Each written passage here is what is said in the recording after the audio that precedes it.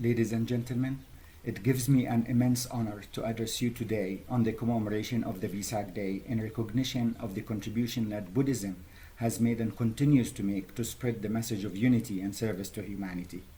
This message of unity and service inspires and requires us to think deeply and seriously amidst the multiple crises we are facing, including the pandemic crisis, the nature crisis, and the economic crisis.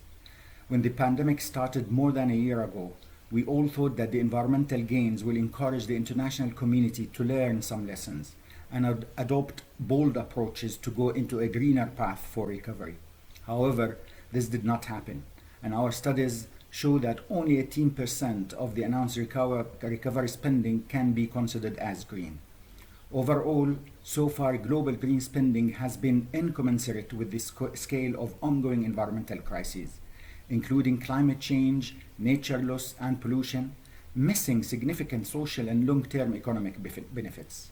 But opportunities to invest sustainably on recovery do still exist. Green recovery can bring stronger economic growth while helping to meet global environmental targets and addressing structural inequality.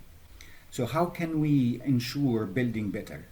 First, we need to have a multi-dimensional focus on long-term social and economic crises by urgently prioritizing long-term objectives by nations and move away from rescue measures to long-term recovery measures intended to reinvigorate economic activity. Second, provide emerging market and developing economies substantial concessional finance from international partners. Without it, debt constraints will restrict recovery and economic health, widening the already stark inequality between nations. Third, use green recovery spending to bring stronger economic growth and social benefits. The social co-benefits of carefully designed green policies can include significant improvements to health outcomes, reductions in the cost of energy, and increases in food security, as well as more safer and better paid employment opportunities. UNEP's emission gap report found that a green recovery could cut 25% of the 2030 emissions, while we need to cut 1/3 of emissions by 2030 to get back to on track for a +2 degrees world. It is not only nations that can contribute to green recovery, but also other stakeholders such as faith-based institutions.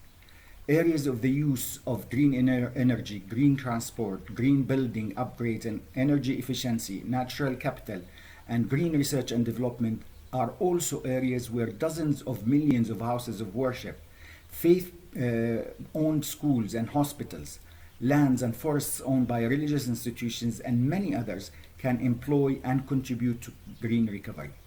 The Eco-Temple Community Development Project by the International Network of Engaged Buddhists and the Interfaith Climate and Ecology Network is a great example demonstrating ecological temple structure and energy system, economic sustainability, integration with surrounding environment, and engagement with the community. There are more than 3,000 temples of Mahayana that have greened or are greening their sacred sites in East and Southeast Asia. Installations of solar panels in the temples of Japan, Thailand, Myanmar, China, India, and South Korea have been excellent practices that show the path for green recovery and a sustainable future. Large quantities of traditional Buddhist temples are constructed with wood or bamboo, the natural and sustainable materials. Interestingly, Wat Pamaha in Thailand, the temple of 1 million bottles was constructed with recycled beer bottles. Friends, we need to live the Buddha message of unity and service to humanity, as humanity cannot wait any longer. Thank you very much.